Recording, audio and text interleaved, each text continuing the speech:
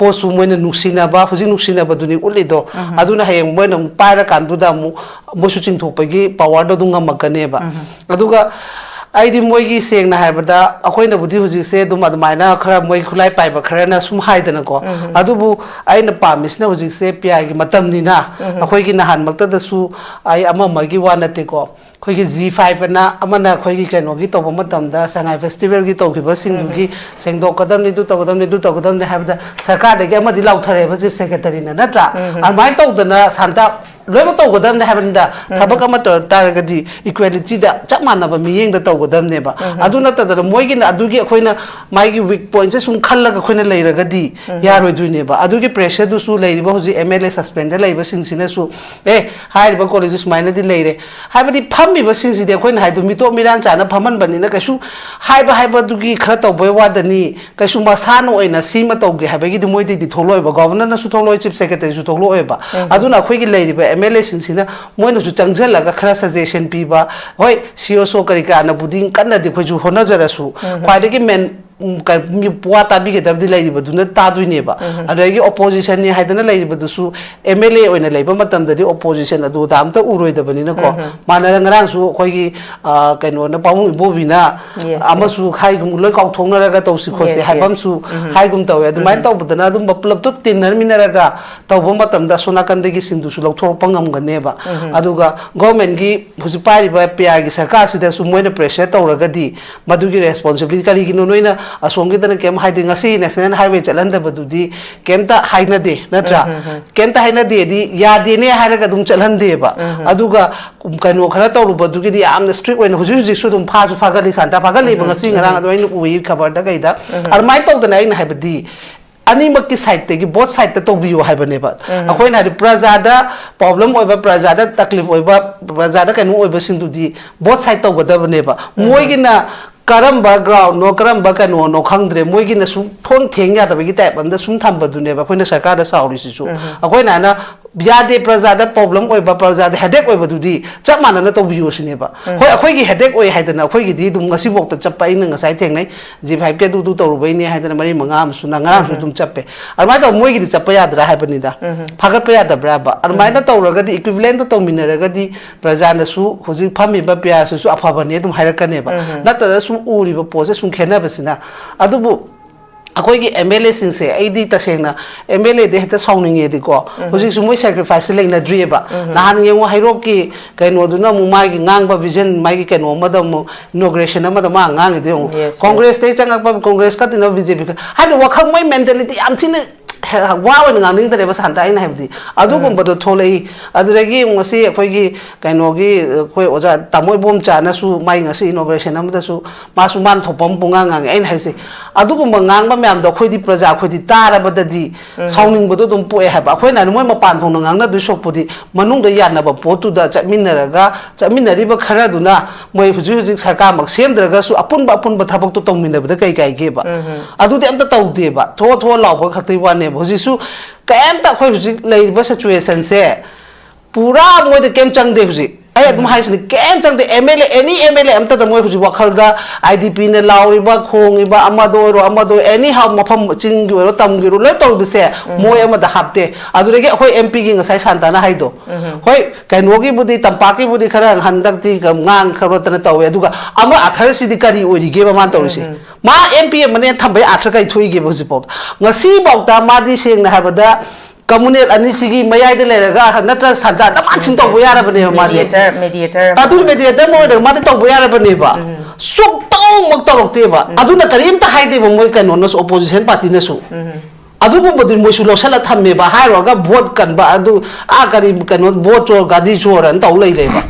taning de ba na khoi de aina haidi adu ko ba oi ba myam do leader ni na chat khaba ga tane ba khoi din moi party du urak tare ba MP da na ahum lei khre MLA da na moi yankhai ma pan lei ri ha ba ne ba yankhai ma pa ama si gi be gi sisu ngasi bok da sa da claim to dri ha moi kendra du no kari nu khangdre ba moi praja du kamai thambiri no ba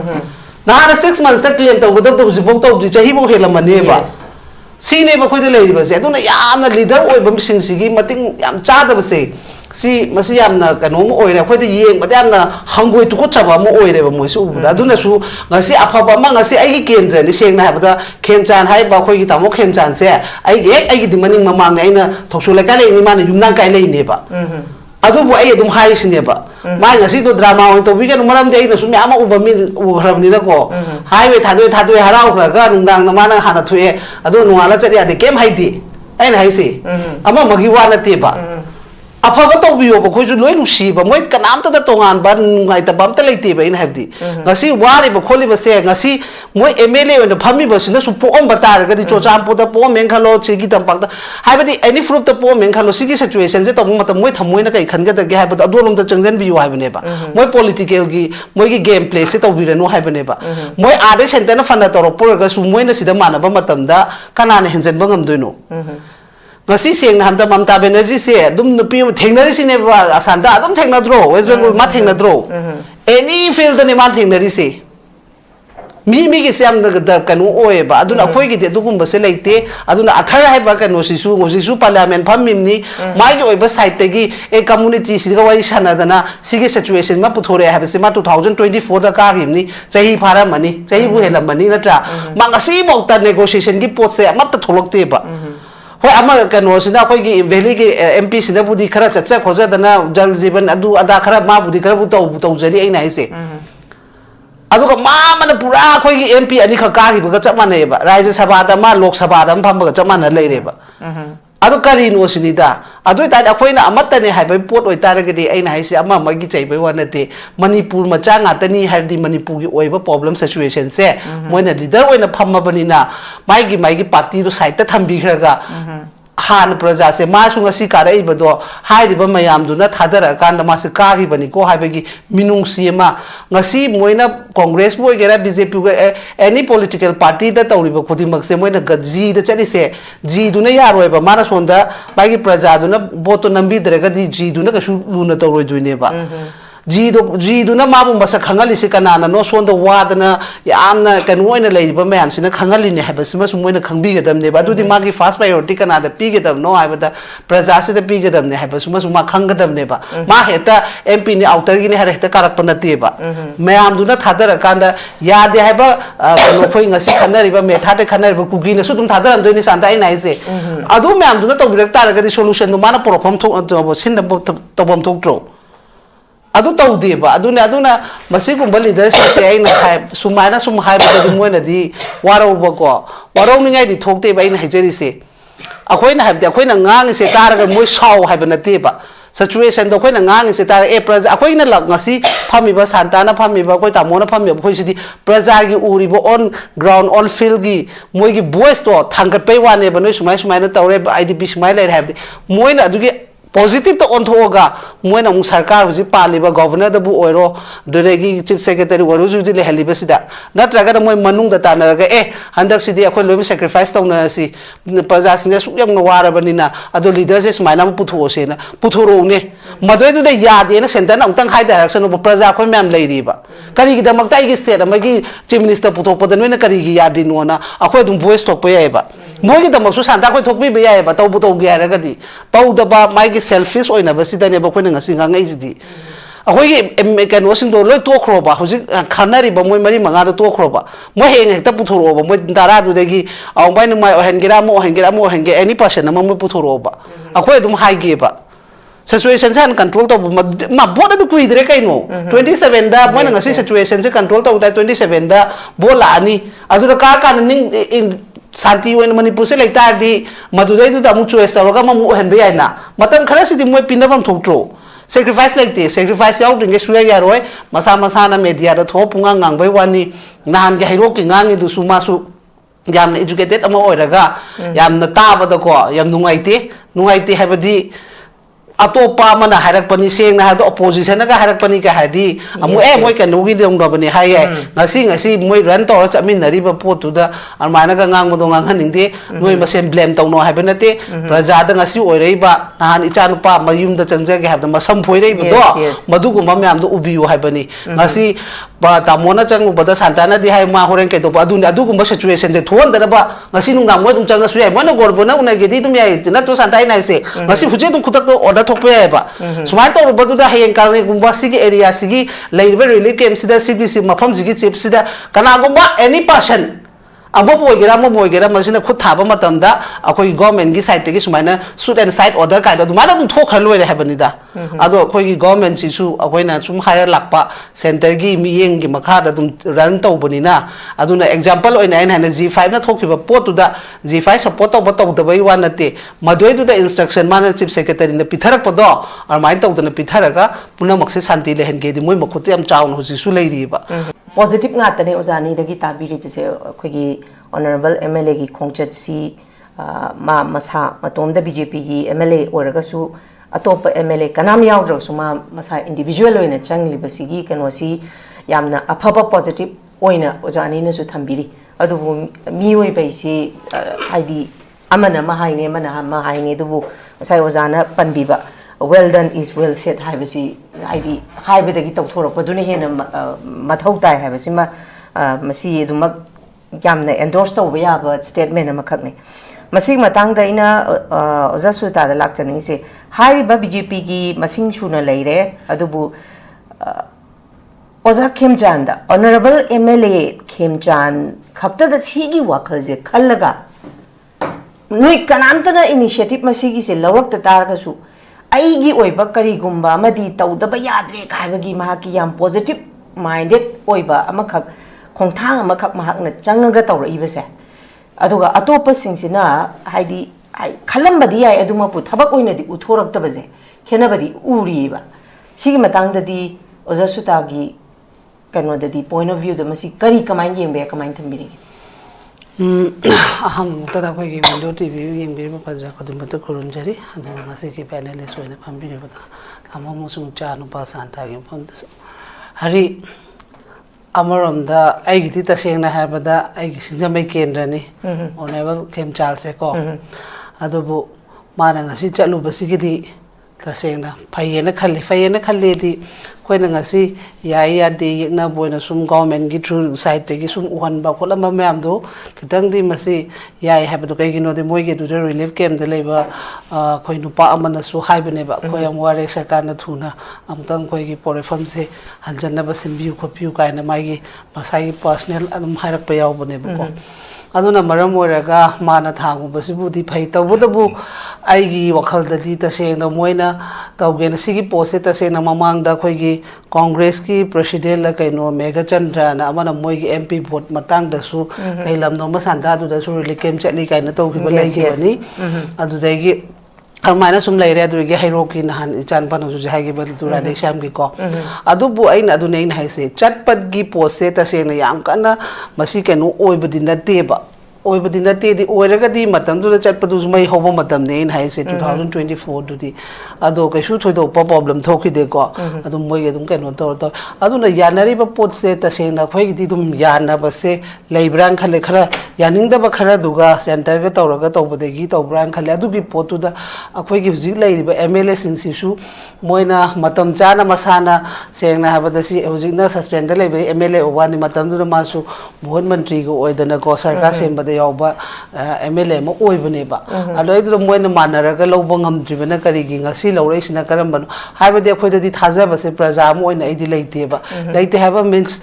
kaigino habada hojik tasena nahandagi nesangai festival gi matang da IDP valley de leiba me amama phubo chaibo tawhiba ekta tawhiba me amdu da di makhoina kaigumba wahayam ta su aina bot kano to biu habai nate awa ba habasidi loimak ta yengbam thui haba pot ne as a moi leader am oibani na aigi jaga nate habagi kemta natabida wari ba praja khudi mak lai ba mem sigi yengbam to podu da di yengak tabani na ngasi se aina sum tajaba da su ukhul chakada badagi moi BJP gi tangkhul gi ko moi leader mana toroga hana dagi moi wari sana khona ra maina changbane na hai moi se maina di tai ina tabada di ko okay chat ki haski ma pham mak ma adumana khulgi chatpadu da adumana yoksalam yoksalam bani haina sutai adu yam chumba chumdabadi khangde ina sum information khara sum phangbada haibai wani adubu phare amabu oigera amabu oira mana phamina dana tawdana tawriba olaiba potu budi am phare tawboda bu aina hada tawriba pose thamoi sengna nata moi drama si amandana harapani ko santa imana haise nata ba tause ta seng nga sigi potu na mana aseng boy ga tung da bada su atopa jaga da su area do admana contact tawra tawra dum chapiu atopa lairibe MLA na su chapiu ba maramdi masi akhoi na thangjandra di ain haiduni huji suspend moi thambire moi na kaino tawjaru bai matung ina huji lairiba sarkar na kai gumba mata de habis moi na khangjera bani na huji ki khongthang ji continue to biyo hayeng na mafam amma to biro hangchi na mafam amma to biro amai to dana to bire ga di phai na ta dana lairiba condition sida hayeng parliament gi section se lora kanda kaino tong na bani haibai moi hayeng ada hajiya na bagi pot oira ga di madu hena atropa ikai ba nangane ba as a leader am oina ko aduna yaringe moina tawhiba drama aduna ni ai personally ke sunu ngai tabal leiba nate tawboda bu drama je hemalak padegi prajara trust am ta leitre ba tawaiba khudinga phaba si yung sanjena ka incha ba haduni santana tra gai no di moina sum tawba ba duregi mana haido khiba wahai wata ama sum soirak panina ko soirak pa singduna ngasi thaja bagi trust te prajada gi mange madu manghan bidana ba hona biu atopa continue ate su contact to biraga do maina hona bina bo kanno to biu haiba pot sima thamninge ina ko aduga atopa MLA singa si su seng na hada man na changi dugi atopa moi ge social media da yamna negative pi su lebla du budi ai khutta paliba khusa manga su mana bana te na tra aduna aina tawgen khalaga di nupa thokna nupa do ngasi de thokpa hobodo amena thokpiraga to da chalhaninge masi aham bi gwen thambaga ya okay Changsalaiba khoi Honorable MLA Khemchand gi si nakalam romda mi habisi tongan ba poino biuni phai haiba phatte haiba masi khoina men mangam manati adumakpu adumak habadi khoi oja Birendra na su hojik pan bi baduni mangon da tongan ba career sama ka leadership amagi quality makakti adumak ude habadi yaro leader gi quality madi adumak yawe habada su haiman ba thu oya ba wafam ju adumak thamjage adumakpu masida ma khaktang individually personally tawa si gi mahuta mayam team spirit ta changchin badune ba pami bse adu ba taragadi politically strengthen automatically tawrakani ba madu taragadi strengthen tawba taragadi tawbadi ngamdadana leire adu taragi tangai phadan kari tawragadi strengthen tawgani habse oja Sujata gi mota kari gamain thambe hari masi tasengna kari buhai do no khamdre moi gi wari mem si haibong khamdre adune ado lairi ba mage koli khara di lerangani dana ko maga yana ba su khara di lerangani ma CM ma gi target tawri bani na adu kumba mem duga hoi mana ngasi first step pu di lawrure ko lawruraga su aduga amumana phaminna dana prajana huji kari la amount positive tikhara la abane ba Khemchand amarom da ma personal chalu boraga su pa thoi haibu su yaurim ni na mai tawbani na mai huji ki colleagues sing du da su tanamina raga sum tanna di inbam di mathau tare ngasi first maton chalu re next ta heng ahum dang yana su santana tra mari dang maina sum tawraga adugumba ma tawraga changsalaga di adum mase dum leader mani haibada matik chadoi ne ba aduga ngasai nangna nagagi kenogi haiba poto leader ohen ba habado ai nam khatang haining isna cabinet haise moi minister trying to ne oi ne ba minister trying to sida khoi gi CMC khoi meitei oi haibo da ne ba adugu government namagi decision kai gumma ma lokpo matam da santa club tuna group tuna loi ne ba aduna maduda khoina la nam ta unabe ade ba kuki gi MLA ado inaga MLA na te ba moi gi khoi gi government bada ke minister trying to in the seminar ga moina decision se yana kan du da loimak kano mams government se run tawra inina aduna masigi negative ta sumcha na bad na ta bi da huji su seng na habada manang na haiba naga na ohen ba yadra habado ohel ka sukai de ba adoi du da moi gi su hapsel ni song ga am ta trying to do seminar kan da hayeng decision da dum punna lomina ga lore ba aduna ina sacrifice da ka oi haise adu bu leiri ba khoi gi huji ki leiri ba MLA sing se moi masa da chokri se aina tani pham da di yaro habegi khoina na handai sum ura lakpado aduna maram oiraga ngamda bai wane ba center na fanam na lakha tara kaino toroga su sarkar sembase state ki thodang ni dum haidune biscuit ki responsibility ne na adu huzik su moi adum tawge haraga di adamaina dum sinaraga tawbe ai ba hoi MLA tara madu di ngasai bounding tawdana phar khola leire haibani na moi no sembira kandu da moi su umching thorok pagi posu moi na nuksina ba huzik nuksina ba duni ulido aduna hayeng moi na para kandu da mu mosu ching thopagi power do dunga makane ba aduga ꯑꯩꯗꯤ ꯃꯣꯏꯒꯤ ꯁꯦꯡꯅ ꯍꯥꯏꯕꯗ ꯑꯩꯈꯣꯏꯅꯕꯨꯗꯤ ꯍꯧꯖꯤꯛꯁꯦ ꯑꯗꯨꯃꯥꯏꯅ ꯈꯔ ꯃꯣꯏ ꯈꯨꯠꯂꯥꯏ ꯄꯥꯏꯕ ꯈꯔꯅ ꯁꯨꯝ ꯍꯥꯏꯗꯅꯀꯣ ꯑꯗꯨꯕꯨ ꯑꯩꯅ ꯄꯥꯝꯃꯤꯁꯤꯅ ꯍꯧꯖꯤꯛꯁꯦ ꯄꯤꯌꯥꯒꯤ ꯃꯇꯝꯅꯤꯅ ꯑꯩꯈꯣꯏꯒꯤ ꯅꯍꯥꯟꯃꯛꯇꯗꯁꯨ ꯑꯩ ꯑꯃꯒꯤ ꯋꯥ ꯅꯠꯇꯦꯀꯣ ꯑꯩꯈꯣꯏꯒꯤ G5 ꯑꯅ ꯑꯃꯅ ꯑꯩꯈꯣꯏꯒꯤ ꯀꯩꯅꯣꯒꯤ ꯇꯧꯕ ꯃꯇꯝꯗ ꯁꯉꯥꯏ ꯐꯦꯁꯇꯤꯚꯦꯜꯒꯤ ꯇꯧꯈꯤꯕꯁꯤꯡꯗꯨꯒꯤ ꯁꯦꯡꯗꯣꯛꯀꯗꯕꯅꯤ ꯑꯗꯨ ꯇꯧꯒꯗꯕꯅꯤ ꯍꯥꯏꯕꯗ ꯁꯔꯀꯥꯔꯗꯒꯤ ꯑꯃꯗꯤ ꯂꯥꯎꯊꯔꯦꯕ ꯆꯤꯐ ꯁꯦꯀ꯭ꯔꯦꯇꯔꯤꯅ ꯅꯠꯇ꯭ꯔꯥ ꯑꯗꯨꯃꯥꯏꯅ ꯇꯧꯗꯅ ꯁꯥꯟꯇꯥ ꯂꯣꯏꯅꯃꯛ ꯇꯧꯒꯗꯕꯅꯤ ꯍꯥꯏꯕꯅꯤꯗ ꯊꯕꯛ ꯑꯃ ꯇꯧꯔ ꯇꯥꯔꯒꯗꯤ ꯏꯀ꯭ꯋꯦꯂꯤꯇꯤꯗ ꯆꯞ ꯃꯥꯟꯅꯕ ꯃꯤꯠꯌꯦꯡꯗ ꯇꯧꯒꯗꯕꯅꯦꯕ ꯑꯗꯨ ꯅꯠꯇꯗꯅ ꯃꯣꯏꯒꯤꯅ ꯑꯗꯨꯒꯤ ꯑꯩꯈꯣꯏꯅ ꯃꯥꯒꯤ ꯋꯤꯛ ꯄꯣꯏꯟꯠꯁꯦ ꯁꯨꯝ ꯈꯜꯂꯒ ꯑꯩꯈꯣꯏꯅ ꯂꯩꯔꯒꯗꯤ ꯌꯥꯔꯣꯏꯗꯣꯏꯅꯦꯕ ꯑꯗꯨꯒꯤ ꯄ꯭ꯔꯦꯁꯔꯗꯨꯁꯨ ꯂꯩꯔꯤꯕ ꯍꯧꯖꯤꯛ MLA ꯁꯁꯄꯦꯟꯗ ꯂꯩꯕꯁꯤꯡꯁꯤꯅꯁꯨ ꯍꯥꯏꯔꯤꯕ ꯀꯣꯂꯦꯖ ꯁꯨꯃꯥꯏꯅꯗꯤ ꯂꯩꯔꯦ ꯍꯥꯏꯕꯗꯤ ꯐꯝꯃꯤꯕꯁꯤꯡꯁꯤꯗꯤ ꯑꯩꯈꯣꯏꯅ ꯍꯥꯏꯗꯣ ꯃꯤꯇꯣꯞ ꯃꯤꯔꯥꯟ ꯆꯥꯅ ꯐꯝꯍꯟꯕꯅꯤꯅ ꯀꯩꯁꯨ ꯍꯥꯏꯕꯗꯨꯒꯤ ꯈꯔ ꯇꯧꯕꯩ ꯋꯥꯗꯅꯤ ꯀꯩꯁꯨ ꯃꯁꯥꯅ ꯑꯣꯏꯅ ꯁꯤꯃ ꯇꯧꯒꯦ ꯍꯥꯏꯕꯒꯤꯗꯤ ꯃꯣꯏꯗꯩꯗꯤ ꯊꯣꯛꯂꯛꯑꯣꯏꯕ ꯒꯣꯚꯔꯅꯔꯅꯁꯨ ꯊꯣꯛꯂꯛꯑꯣꯏ ꯆꯤꯐ ꯁꯦꯀ꯭ꯔꯦꯇꯔꯤꯁꯨ ꯊꯣꯛꯂꯛꯑꯣꯏꯕ ꯑꯗꯨꯅ ꯑꯩꯈꯣꯏꯒꯤ ꯂꯩꯔꯤꯕ MLA ꯁꯤꯡꯁꯤꯅ ꯃꯣꯏꯅꯁꯨ ꯆꯪꯁꯤꯜꯂꯒ ꯈꯔ ꯁꯖꯦꯁꯟ ꯄꯤꯕ ꯍꯣꯏ CSO ꯀꯔꯤ ꯀꯥꯅꯕꯨꯗꯤ ꯀꯟꯅꯗꯤ ꯑꯩꯈꯣꯏꯁꯨ ꯍꯣꯠꯅꯖꯔꯁꯨ ꯈ꯭ꯋꯥꯏꯗꯒꯤ ꯃꯦꯟ ꯋꯥ ꯇꯥꯕꯤꯒꯗꯕꯗꯤ ꯂꯩꯔꯤꯕꯗꯨꯅ ꯇꯥꯗꯣꯏꯅꯦꯕ ꯑꯗꯒꯤ ꯑꯣꯄꯣꯖꯤꯁꯟꯅꯤ ꯍꯥꯏꯗꯅ ꯂꯩꯔꯤꯕꯗꯨꯁꯨ MLA ꯑꯣꯏꯅ ꯂꯩꯕ ꯃꯇꯝꯗꯗꯤ ꯑꯣꯄꯣꯖꯤꯁꯟ ꯑꯗꯨꯗ ꯑꯝꯇ ꯎꯔꯣꯏꯗꯕꯅꯤꯅꯀꯣ ꯃꯥꯟꯅꯔ ꯉꯔꯥꯡꯁꯨ ꯑꯩꯈꯣꯏꯒꯤ ꯀꯩꯅꯣꯅ ꯄꯥꯕꯨꯡ ꯏꯕꯣꯕꯤꯅ ꯑꯃꯁꯨ ꯍꯥꯏꯒꯨꯝ ꯂꯣꯏ ꯀꯥꯎꯊꯣꯛꯅꯔꯒ ꯇꯧꯁꯤ ꯈꯣꯠꯁꯤ ꯍꯥꯏꯕꯝꯁꯨ ꯍꯥꯏꯒꯨꯝ ꯇꯧꯋꯦ ꯑꯗꯨꯃꯥꯏꯅ ꯇꯧꯕꯗꯅ ꯑꯗꯨꯝꯕ ꯄꯨꯂꯞꯇꯨ ꯇꯤꯟꯅꯔꯃꯤꯟꯅꯔꯒ ꯇꯧꯕ ꯃꯇꯝꯗ ꯑꯁꯣꯝ ꯅꯥꯀꯟꯗꯒꯤꯁꯤꯡꯗꯨꯁꯨ ꯂꯧꯊꯣꯔꯛꯄ ꯉꯝꯒꯅꯦꯕ ꯑꯗꯨꯒ ꯒꯣꯔꯃꯦꯟꯒꯤ ꯍꯧꯖꯤꯛ ꯄꯥꯏꯔꯤꯕ PRꯒꯤ ꯁꯔꯀꯥꯔꯁꯤꯗꯁꯨ ꯃꯣꯏꯅ ꯄ꯭ꯔꯦꯁꯔ ꯇꯧꯔꯒꯗꯤ ꯃꯗꯨꯒꯤ ꯔꯦꯁꯄꯣꯟꯁꯤꯕꯤꯂꯤꯇꯤ ꯀꯔꯤꯒꯤꯅꯣ ꯅꯣꯏꯅ ꯑꯁꯣꯝꯒꯤꯗꯅ ꯀꯩꯝ ꯍꯥꯏꯗꯤ ꯉꯁꯤ ꯅꯦꯁꯅꯦꯜ ꯍꯥꯏꯋꯦ ꯆꯠꯍꯟꯗꯕꯗꯨꯗꯤ ꯀꯩꯝꯇ ꯍꯥꯏꯅꯗꯦ ꯅꯠꯇ꯭ꯔꯥ ꯀꯩꯝꯇ ꯍꯥꯏꯅꯗꯦꯗꯤ ꯌꯥꯗꯦꯅꯦ ꯍꯥꯏꯔꯒ ꯑꯗꯨꯝ ꯆꯠꯍꯟꯗꯦꯕ ꯑꯗꯨꯒ ꯀꯩꯅꯣ ꯈꯔ ꯇꯧꯔꯨꯕꯗꯨꯒꯤꯗꯤ ꯌꯥꯝꯅ ꯁ꯭ꯇ꯭ꯔꯤꯛ ꯑꯣꯏꯅ ꯍꯧꯖꯤꯛꯁꯨ ꯑꯗꯨꯝ ꯐꯥꯒꯠꯂꯤ ꯁꯥꯟꯇꯥ ꯐꯥꯒꯠꯂꯤꯕ ꯉꯁꯤ ꯉꯔꯥꯡ ꯑꯗꯨ ꯑꯩꯅ ꯎꯏ ꯈꯕꯔꯗ ꯀꯩꯗ ꯑꯗꯨꯃꯥꯏꯅ ꯇꯧꯗꯅ ꯑꯩꯅ ꯍꯥꯏꯕꯗꯤ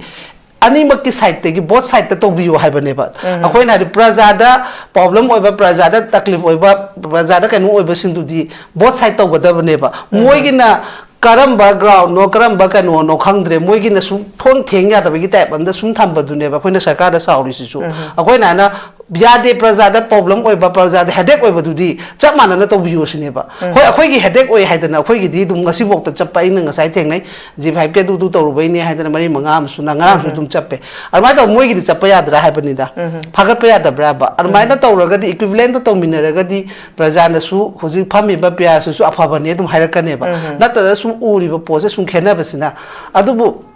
ꯑꯩꯈꯣꯏꯒꯤ MLA ꯁꯤꯡꯁꯦ ꯑꯩꯗꯤ ꯇꯁꯦꯡꯅ MLAꯗ ꯍꯦꯛꯇ ꯁꯥꯎꯅꯤꯡꯉꯦꯗꯤꯀꯣ ꯍꯧꯖꯤꯛꯁꯨ ꯃꯣꯏ ꯁꯦꯀ꯭ꯔꯤꯐꯥꯏꯁꯁꯦ ꯂꯩꯅꯗ꯭ꯔꯤꯑꯕ ꯅꯍꯥꯟ ꯌꯦꯡꯉꯣ ꯍꯩꯔꯣꯛꯀꯤ ꯀꯩꯅꯣꯗꯨꯅ ꯑꯃꯨꯛ ꯃꯥꯒꯤ ꯉꯥꯡꯕ ꯚꯤꯖꯟ ꯃꯥꯒꯤ ꯀꯩꯅꯣ ꯑꯃꯗ ꯑꯃꯨꯛ ꯏꯅꯣꯒ꯭ꯔꯦꯁꯟ ꯑꯃꯗ ꯃꯥ ꯉꯥꯡꯉꯤꯗꯣ ꯌꯦꯡꯉꯣ ꯀꯣꯡꯒ꯭ꯔꯦꯁꯇꯩ ꯆꯪꯉꯛꯄ ꯀꯣꯡꯒ꯭ꯔꯦꯁꯀ ꯇꯤꯟꯅꯕ BJP ꯍꯥꯏꯕꯗꯤ ꯋꯥꯈꯜ ꯃꯣꯏ ꯃꯦꯟꯇꯦꯂꯤꯇꯤ ꯌꯥꯝ ꯊꯤꯅ ꯋꯥ ꯑꯣꯏꯅ ꯉꯥꯡꯅꯤꯡꯗ꯭ꯔꯦꯕ ꯁꯥꯟꯇ ꯑꯩꯅ ꯍꯥꯏꯕꯗꯤ ꯑꯗꯨꯒꯨꯝꯕꯗꯣ ꯊꯣꯛꯂꯛꯏ ꯑꯗꯨꯗꯒꯤ ꯉꯁꯤ ꯑꯩꯈꯣꯏꯒꯤ ꯀꯩꯅꯣꯒꯤ ꯑꯩꯈꯣꯏ ꯑꯣꯖꯥ ꯇꯥꯃꯣ ꯏꯕꯣꯝꯆꯥꯅꯁꯨ ꯃꯥꯒꯤ ꯉꯁꯤ ꯏꯅꯣꯒ꯭ꯔꯦꯁꯟ ꯑꯃꯗꯁꯨ ꯃꯥꯁꯨ ꯃꯥꯅ ꯊꯣꯛꯄ ꯑꯃ ꯄꯨꯡꯉꯥꯡ ꯉꯥꯡꯉꯦ ꯑꯩꯅ ꯍꯥꯏꯁꯦ ꯑꯗꯨꯒꯨꯝꯕ ꯉꯥꯡꯕ ꯃꯌꯥꯝꯗꯣ ꯑꯩꯈꯣꯏꯗꯤ ꯄ꯭ꯔꯖꯥ ꯑꯩꯈꯣꯏꯗꯤ ꯇꯥꯔꯕꯗꯗꯤ ꯁꯥꯎꯅꯤꯡꯕꯗꯣ ꯑꯗꯨꯝ ꯄꯣꯛꯑꯦ ꯍꯥꯏꯕ ꯑꯩꯈꯣꯏꯅ ꯃꯣꯏ ꯃꯄꯥꯟ ꯊꯣꯡꯅ ꯉꯥꯡꯅꯗꯣꯏ ꯁꯣꯛꯄꯨꯗꯤ ꯃꯅꯨꯡꯗ ꯌꯥꯅꯕ ꯄꯣꯠꯇꯨꯗ ꯆꯠꯃꯤꯟꯅꯔꯒ ꯆꯠꯃꯤꯟꯅꯔꯤꯕ ꯈꯔꯗꯨꯅ ꯃꯣꯏ ꯍꯧꯖꯤꯛ ꯁꯔꯀꯥꯔꯃꯛ ꯁꯦꯝꯗ꯭ꯔꯒꯁꯨ ꯑꯄꯨꯟꯕ ꯊꯕꯛꯇꯣ ꯇꯧꯃꯤꯟꯅꯕꯗ ꯀꯩ ꯀꯥꯏꯒꯦꯕ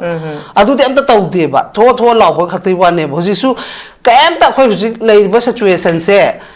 ꯄꯨꯔꯥ ꯃꯣꯏꯗ ꯀꯩꯝ ꯆꯪꯗꯦ ꯍꯧꯖꯤꯛ ꯑꯩ ꯑꯗꯨꯝ ꯍꯥꯏꯁꯤꯅꯤ ꯀꯩꯝ ꯆꯪꯗꯦ ꯑꯦꯅꯤ MLA ꯑꯝꯇꯗ ꯃꯣꯏ ꯍꯧꯖꯤꯛ ꯋꯥꯈꯜꯗ IDPꯅ ꯂꯥꯎꯔꯤꯕ ꯈꯣꯡꯉꯤꯕ ꯑꯃꯗ ꯑꯣꯏꯔꯣ ꯑꯦꯅꯤ ꯍꯥꯎ ꯃꯐꯝ ꯆꯤꯡꯒꯤ ꯑꯣꯏꯔꯣ ꯇꯝꯒꯤ ꯑꯣꯏꯔꯣ ꯂꯣꯏ ꯇꯧꯔꯤꯕꯁꯦ ꯃꯣꯏ ꯑꯃꯗ ꯍꯥꯞꯇꯦ ꯑꯗꯨꯗꯒꯤ ꯑꯩꯈꯣꯏ MPꯒꯤ ꯉꯁꯥꯏ ꯁꯥꯟꯇꯥꯅ ꯍꯥꯏꯗꯣ ꯍꯣꯏ ꯀꯩꯅꯣꯒꯤꯕꯨꯗꯤ ꯇꯝꯄꯥꯛꯀꯤꯕꯨꯗꯤ ꯈꯔ ꯍꯟꯗꯛꯇꯤ ꯉꯥꯡ ꯈꯔꯇꯅ ꯇꯧꯋꯦ ꯑꯗꯨꯒ ꯑꯃ ꯑꯥꯊꯔꯁꯤꯗꯤ ꯀꯔꯤ ꯑꯣꯏꯔꯤꯒꯦꯕ ꯃꯥꯅ ꯇꯧꯔꯤꯁꯦ ꯃꯥ MP ꯑꯃꯅꯦ ꯊꯝꯕꯩ ꯑꯥꯊꯔ ꯀꯔꯤ ꯊꯣꯛꯏꯒꯦꯕ ꯍꯧꯖꯤꯛꯐꯥꯎꯗ ꯉꯁꯤꯐꯥꯎꯗ ꯃꯥꯗꯤ ꯁꯦꯡꯅ ꯍꯥꯏꯕꯗ कम्युनेट अनिसिगी मयाइदे लेरगा नत्र सजा दमाचिन तौबो यारबनेबा मादे अदु मेडिएटर मोइदे मादे तौबो यारबनेबा सुक तौ मक तौरक्तेबा अदुना करीमता हाइदेबा मोइ कनोनस ओपोजिशन पार्टी नसु अदुगुम्बदि मोइसु लौसला थम्मेबा हाइरोगा वोट कनबा अदु आ करी कनो वोट चोर गादी चोर अन तौ लैलेबा तानिंगदेबा यामना खोइददि ऐना हाइदि अदुगुम्बा ओइरिबा म्यामदो लीडर नेना चटखरबा गातनेबा खोइदि मोइ पार्टी दो उरक्तरेबा MP दना अहुम लैखरे MLA दना मोइ 59 लैरि हाइबनेबा 59 अमा सिगिबेगी Sissu ngasi bawda sada claim tawdri ha moi kendra dunu karinu khangdreba moi praja dunu kamai thambiri no ba nahana 6 months ta claim tawgada to jibok tawdri chahi bo helamane ba sine ba khoide leiriba se aduna yamna leader oiba mising sigi mating yam chadaba se si masi yamna kanom oire khoide yeng ba yamna hangoi tu ko chaba mo oire ba moi su ubuda aduna su ngasi afaba ma ngasi ai kendra ni sengna habada Khemchand hai ba khoi gi tamo Khemchand se ai gi dimaning mamang aina thoksu la kai ni mana yumnang kai lei ne ba adu bu ai adum hai sine ba mai ngasi to drama on to weekend maram de ina sumi ama uba mi uhrabni na ko highway thadoi harau khra ga nungdang na mana hana thuye adu nuala chari ade kem haidi aina haisi ama magi wa na te ba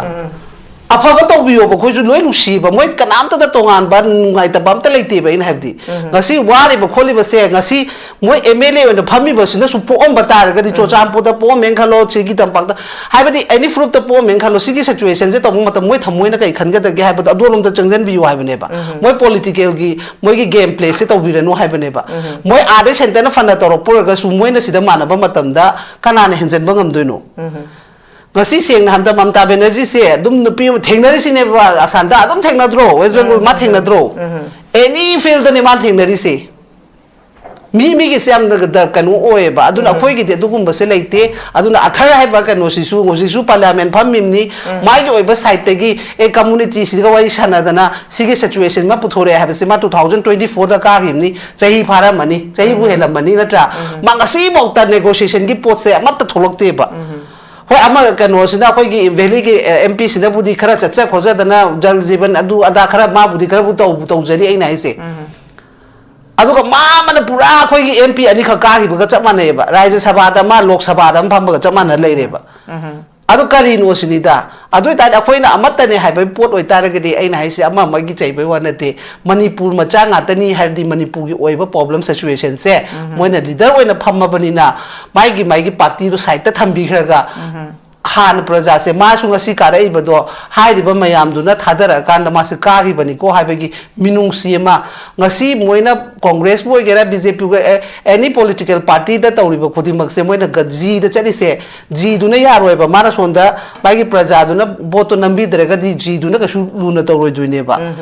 ji du na ma bu masa khangali se kana na no sonda wa da na yamna kan woina lei ba mayam sina khangali ne ha ba sima su moina khangbi ga dam ne ba du di ma gi first priority kana da pi ga dam no ha ba da praja se da pi ga dam ne ha ba suma su ma khang ga dam ne ba ma heta MP ni outer gi ne ha heta karak pa na te ba mayam du na thadar kan da ya de ha ba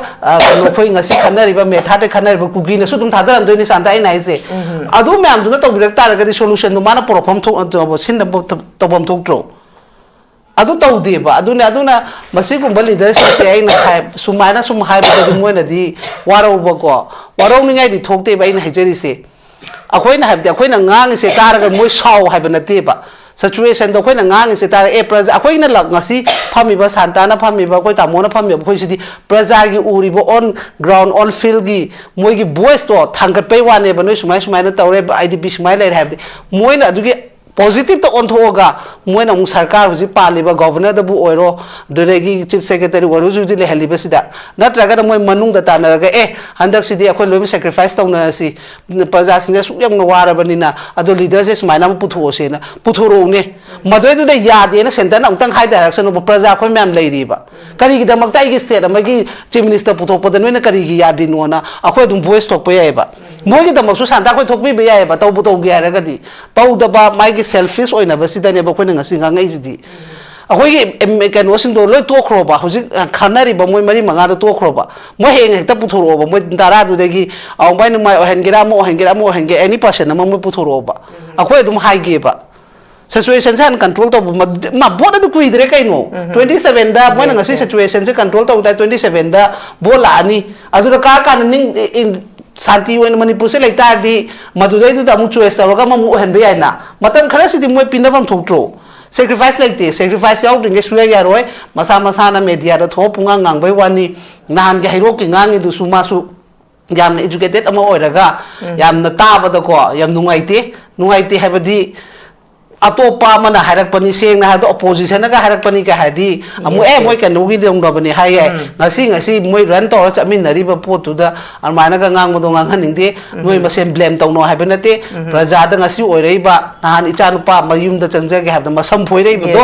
madu gu mam yam do ubiu hai bani ngasi ba tamona chang ba da santana di hai ma horen ke do ba adu gu situation je thon da ba ngasi nu ngam mo dum chang na su ai mo na gor bo na una ge di dum yai na to santai nai se ngasi huje dum khutak do order thok pe ba sumai to ba du da hayen karne gumba sigi area sigi leibe relief camp sida CBC mafam sigi chip sida kana gumba any person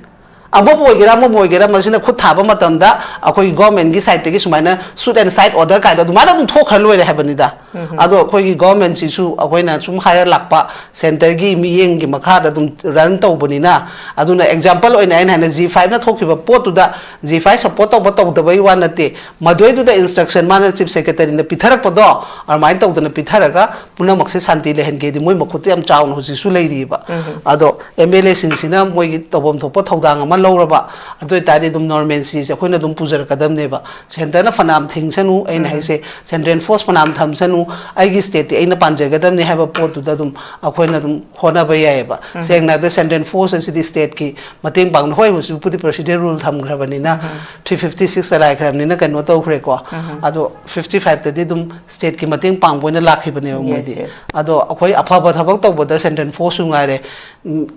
kanu akhoi gi kanu lebak kan be gi da mot moi su border da kanu to ra leiba nga tani na masai side yang kan da defense su ke su to roi ba chum bu to ra di moi su seng na ha ba da moi uniform ora ga su a da de amicha ni do phami se asam na fa ha bo da ne ba a da phami du di amicha ne ba amicha na thamoi seng ding ge central force kem to ngam moi ba rajna ne ba da phami do rajna tu na aseng ba power do achum ba do to dring ge force na kem to ngam moi ba santa kham adu na maram oira ga